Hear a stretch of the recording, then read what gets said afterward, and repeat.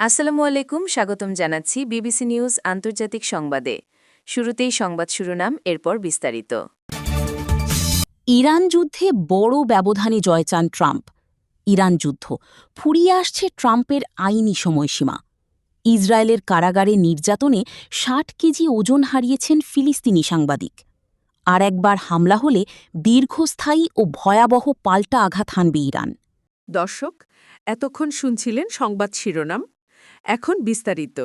আপনি যদি ইসরায়েলের ধ্বংস চান এবং মুসলিমদের পাশে থাকেন, তাহলে ভিডিওতে লাইক করে চ্যানেলটি অবশ্যই সাবস্ক্রাইব করে দিবেন এবং আপনার মূল্যবান মতামত অবশ্যই কমেন্টে লিখে জানিয়ে দিবেন। এখন বিস্তারিত।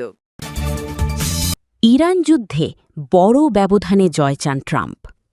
যুক্তরাষ্ট্রের প্রেসিডেন্ট ডোনাল্ড ট্রাম্প দাবি করেছেন, ইরানের সঙ্গে যুদ্ধে যুক্তরাষ্ট্র ইতোমধ্যেই জয়লাভ করেছে, তবে তিনি আরও বড় ব্যবধানে বিজয় নিশ্চিত করতে চান।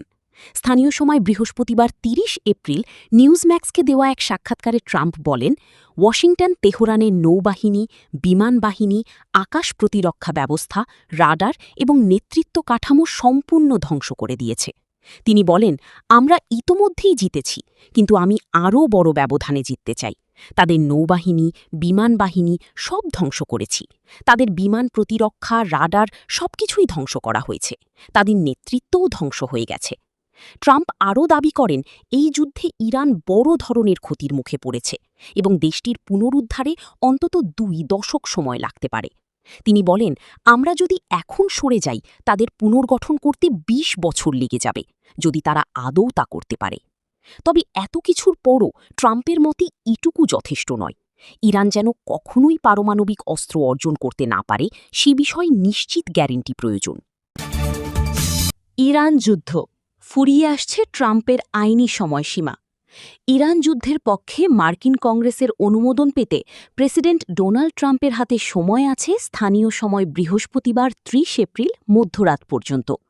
তবে এই আইনি সময়সীমা শেষ হতে চললেও ট্রাম্প তার সামরিক পরিকল্পনা থেকে পিছিয়ে আসবেন বলে মনে হচ্ছে না। গত মার্চের শুরুতে ইরানে হামলার বিষয়ে ট্রাম্প কংগ্রেসকে অবহিত করার পর ৬০ দিনের একটি সময় গণনা শুরু হয়।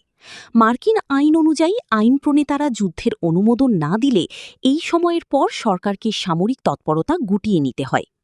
কংগ্রেসের পক্ষ থেকে এখন পর্যন্ত এমন কোনো অনুমোদন না আসায় হোয়াইট হাউস ও কংগ্রেসের মধ্যে এক ধরনের সাংবিধানিক সংঘাতের পরিস্থিতি তৈরি হয়েছে।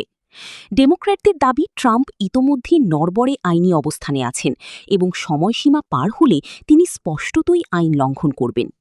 সিনেটে ডেমোক্র্যাট দলীয় নেতা চাক শুমার রিপাবলিকানদের প্রতি যুদ্ধবন্ধে সহায়তার আহ্বান জানিয়ে বলেন, ৬০ দিনের এই সময়সীমা পার হওয়ার পর তিনি যে ওয়ার পাওয়ার্স অ্যাক্ট বা যুদ্ধ ক্ষমতা আইন লঙ্ঘন করছেন, সেই বিষয়ে আর কোনো সন্দেহ থাকবে না। তবে ট্রাম্প প্রশাসন এই ব্যাখ্যা মানতে নারাজ। তাদের দাবি, গত মাসে ঘোষিত যুদ্ধবিরতির ফলে এই সময় গণনার ঘড়িটি থেমে গেছে। প্রশাসনের এক জ্যেষ্ঠ কর্মকর্তা এএফপিকে বলেন, গত ৭ এপ্রিলের পর থেকে যুক্তরাষ্ট্র ও ইরানের মধ্যে কোনো গোলাগুলি হয়নি, তাই তাদের মতে শত্রুতা শেষ হয়েছে। ইসরায়েলের কারাগারে নির্যাতনে ৬০ কেজি ওজন হারিয়েছেন ফিলিস্তিনি সাংবাদিক। ইসরায়েলের কারাগারে দীর্ঘদিন আটক থেকে নির্যাতনের শিকার হয়ে প্রায় ৬০ কেজি ওজন হারিয়েছেন ফিলিস্তিনি সাংবাদিক আলী সামৌদি। কোনো আনুষ্ঠানিক অভিযোগ ছাড়াই তাকে ১ বছর আটক রাখা হয়েছিল। বৃহস্পতিবার ৩০ এপ্রিল মুক্তি পাওয়ার পর তার শারীরিক অবস্থা দেখে অনেকে বিস্মিত হন। আগে সুস্থ সবল থাকলেও এখন তিনি অত্যন্ত দুর্বল হয়ে পড়েছেন। পশ্চিম তীরে জেনিন শহরে কর্মরত এই সাংবাদিক স্থানীয়দের কাছে বেশ পরিচিত।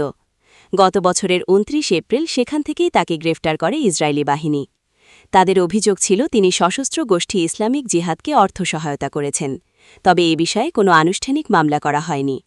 এর পরিবর্তে তাকে অ্যাডমিনিস্ট্রেটিভ ডিটেনশনের আওতায় আটক রাখা হয়। এই পদ্ধতির মাধ্যমে ইসরায়েল বহু ফিলিস্তিনিকে অভিযোগ বা বিচার ছাড়াই দীর্ঘদিন ধরে বন্দী রাখছে, যা আন্তর্জাতিকভাবে ব্যাপক সমালোচিত। এমনকি গত বছর ইসরায়েলের প্রতিরক্ষামন্ত্রী ইসরায়েল কাজ নিজ দেশের নাগরিকদের ক্ষেত্রে এই পদ্ধতি প্রয়োগ না করার নির্দেশ দিয়েছিলেন। বর্তমানে এটি মূলত ফিলিস্তিনি ও আরব ইসরায়েলিদের ক্ষেত্রেই ব্যবহৃত হচ্ছে। আরেকবার হামলা হলে দীর্ঘস্থায়ী ও ভয়াবহ পাল্টা আঘাত হানবে ইরান। ইরান আবারও কঠোর হুঁশিয়ারি দিয়ে জানিয়েছে, যদি যুক্তরাষ্ট্র নতুন করে সামরিক হামলা চালায় তাহলে পারস্য উপসাগরীয় অঞ্চলে থাকা মার্কিন সামরিক ঘাঁটিগুলোকে তারা দীর্ঘস্থায়ী এবং ভয়াবহ পাল্টা আঘাতের লক্ষ্যবস্তু করবে। একই সঙ্গে দেশটি স্পষ্টভাবে হরমুজ প্রণালীর ওপর নিজেদের অধিকার ও নিয়ন্ত্রণ বজায় রাখার অবস্থান পুনর্ব্যক্ত করেছে। এই হুঁশিয়ারির কারণে যুক্তরাষ্ট্রের একটি বহুজাতিক জোট গঠনের পরিকল্পনা, যার উদ্দেশ্য ছিল হরমুজ প্রণালী পুনরায় স্বাভাবিকভাবে চালু করা, তা আরও জটিল পরিস্থিতির মধ্যে পড়ে গেছে বলে মনে করছেন বিশ্লেষকরা। এই প্রণালী বিশ্ব তেল ও গ্যাস সরবরাহ ব্যবস্থার জন্য অত্যন্ত গুরুত্বপূর্ণ, কারণ এখান দিয়েই বৈশ্বিক জ্বালানির একটি বড় অংশ পরিবাহিত হয়। বর্তমানে ইরান ও যুক্তরাষ্ট্রের মধ্যে চলমান যুদ্ধের কারণে এই জলপথ কার্যত অচল হয়ে আছে। টানা ২ মাস ধরে চলা এই অচলাবস্থায় বিশ্বের প্রায় ২০% তেল ও গ্যাস সরবরাহ বাধাগ্রস্ত হচ্ছে, যার সরাসরি প্রভাব পড়ছে আন্তর্জাতিক বাজারে।